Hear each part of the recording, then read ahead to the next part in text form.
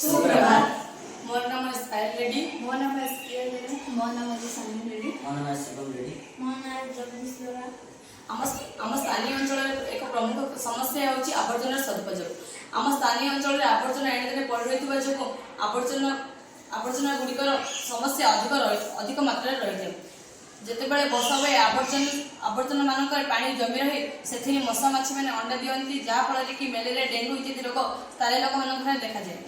आवर्जना गुड़िक आने फोपड़ा द्वारा मृत्यु क्षय पोखरी जल पड़ी मृत्यु माछ मैंने खाद्य रूपे ग्रहण कर मृत्युवरण करते गोरु गाई मैंने खाद्य रूपे ग्रहण कर रोग पीड़ित होते हैं।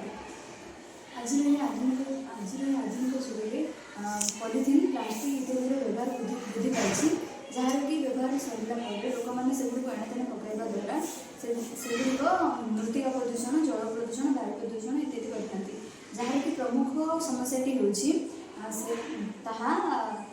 भूतल जल वृद्धि कराई न यह मानव जीवजंतु पर प्रभाव पकड़े मानव शरीर में कोष भितर पहुँचे छोट छोट प्लास्टिक कणिका गुड़िक यह दीर्घ समय पर कैंसर और अन्य रोग करते और समुद्र जल मिसी छोट छोट कणिका 5 मिनट कम से जल मिसी जल विषाक्त करते जहाँफल समुद्र जल फाइटर प्लांट जो अम्लजान सृष्टि करती से नष्ट करते हैं अर्थनैतिक उपर प्रभाव पकड़े समुद्र आखपाख अंचल और प्राकृतिक सौंदर्य नष्ट करते जहाँफल अंचल अर्थनैतिक उपर प्रभाव पकड़ समाधान आम आवर्जना गुड़िक एणे व्यवहार नक फाइबर प्रणाली साहाय्य यार पुनः चक्रण करवा जहाँद्वारा कि फाइबर अर्थ होची reduce refuse reuse recycle repair यही 5टी प्रणाली साहाय्य आम आवर्जना गुड़िक सदुपयोग करवा।